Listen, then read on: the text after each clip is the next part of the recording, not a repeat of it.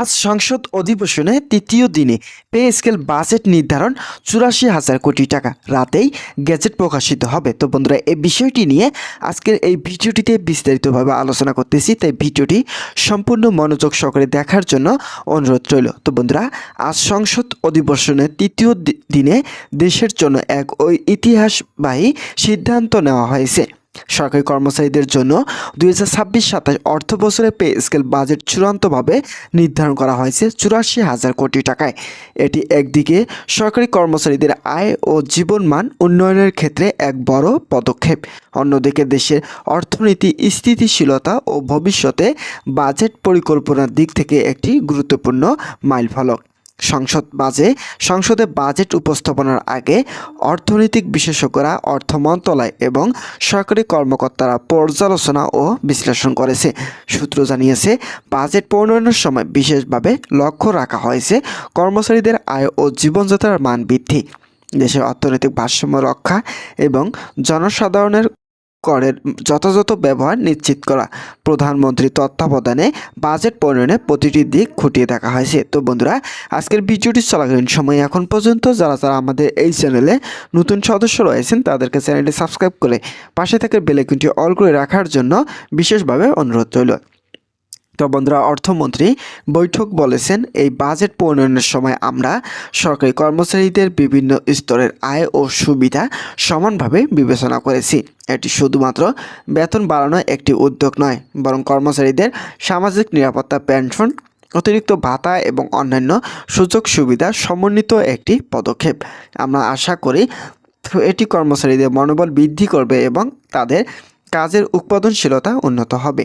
আজ রাতেই সরকারি গ্যাজেট প্রকাশিত হবে। গ্যাজেটের নতুন পে স্কেল কার্যকরিতভাবে তারিখ, ভাতা ও বোনাস সহ সমস্ত বিস্তারিত তথ্য অন্তর্ভুক্ত থাকবে।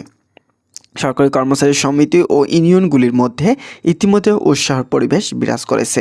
তারা আশা প্রকাশ করেছেন, এই বাজেটের মাধ্যমে দেশের সরকারি কর্মচারীদের মর্যাদা ও আর্থিক স্থিতিশীলতা আরও সংহত হবে। বিশেষজ্ঞদের মনে করেছেন, এই বাজেট দেশের অর্থনীতিতে দীর্ঘমেয়াদী ইতিবাচক প্রভাব ফেলবে। সরকারি কর্মচারীদের আয় বৃদ্ধি শুধুমাত্র ব্যক্তিগত জীবনকে প্রভাবিত করবে না, বরং বাজার অর্থনীতি, ভোক্তা ব্যয় এবং সামগ্রিক অর্থনীতির প্রবৃদ্ধিতে গুরুত্বপূর্ণ ভূমিকা রাখবে।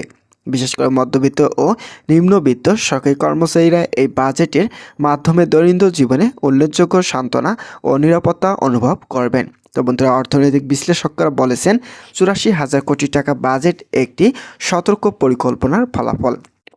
তাদের মতে, বাজেটের বরাদ্দ কেবল পে স্কেল বৃদ্ধির মধ্যে সীমাবদ্ধ নয়। এতে রয়েছে স্বাস্থ্য বীমা, পেনশন ফান্ড, শিক্ষা ও প্রশিক্ষণ ভাতা, কর্মচারী কল্যাণমূলক প্রকল্প এবং অতিরিক্ত প্রয়োজনীয় খাতে বরাদ্দ। এটি দেখায় যে সরকার কর্মচারীদের দীর্ঘমেয়াদী সুরক্ষা ও দেশের অর্থনৈতিক স্থিতিশীলতা একসাথে নিশ্চিত করতে চায়। তো বন্ধুরা, অন্যদিকে দেশে বিভিন্ন কর্মচারী জনসাধারণের মধ্যে বাজেট নিয়ে নানা প্রতিক্রিয়া লক্ষ্য করা গেছে। অফিস আদালতে কর্মচারীরা আশার আলো দেখছেন। তাদের মতে, এই বাজেট কর্মক্ষেত্রে আত্মবিশ্বাস ও মনোবল বৃদ্ধি করবে। অনেকে বলেছে, বছরের শুরুতে তাদের বেতন ও সুবিধা বিষয়টি নিশ্চিত হয় তারা এখন আরও উৎসাহের সঙ্গে কাজ করতে পারেন। রাজনৈতিক পর্যবেক্ষকরাও এই বাজেটকে গুরুত্বপূর্ণ হিসেবে দেখছেন। তারা মনে করছে এটি সরকারের জন্য জনগণের আস্থা বাড়াবে এবং সরকারি কর্মচারীদের সাথে সুসম্পর্ক বজায় রাখতে গুরুত্বপূর্ণ পদক্ষেপ। পাশাপাশি বাজেটের মাধ্যমে দেশের আর্থিক নীতি ও কর ব্যবস্থা স্বচ্ছতা ও দায়বদ্ধতা আরও সুগঠিত হবে।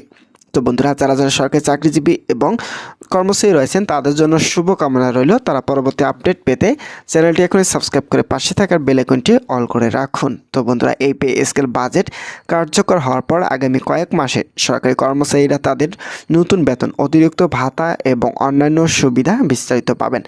এটি শুধুমাত্র তাদের জীবনযাত্রার পরিবর্তন করবে না, বরং দেশের অর্থনৈতিক বিভিন্ন খাতে প্রভাব ফেলবে। বিশেষভাবে ভোক্তা ব্যয় বৃদ্ধি পাবে, বাজারের চাহিদা বাড়াবে এবং সামগ্রিক অর্থনৈতিক চক্রে ইতিবাচক প্রভাব তৈরি করবে। সংক্ষেপে বলা যায়, 2026-27 অর্থ বছরের জন্য ৮৪,০০০ কোটি টাকা পে স্কেল বাজেট সরকারের জন্য বড় একটি চ্যালেঞ্জ, যা সুচিন্তিত পরিকল্পনা ও দীর্ঘমেয়াদী প্রভাবে বিবেচনা করে প্রণয়ন করা হয়েছে। সরকারি কর্মচারীরা আশা করেছেন এটি তাদের জীবনে স্থায়ী পরিবর্তন আনবে এবং দেশের অর্থনৈতিক উন্নয়নকে আরও সুদৃঢ় করবে। তো বন্ধুরা, আজকের এই ভিডিওটি এই পর্যন্ত ছিল।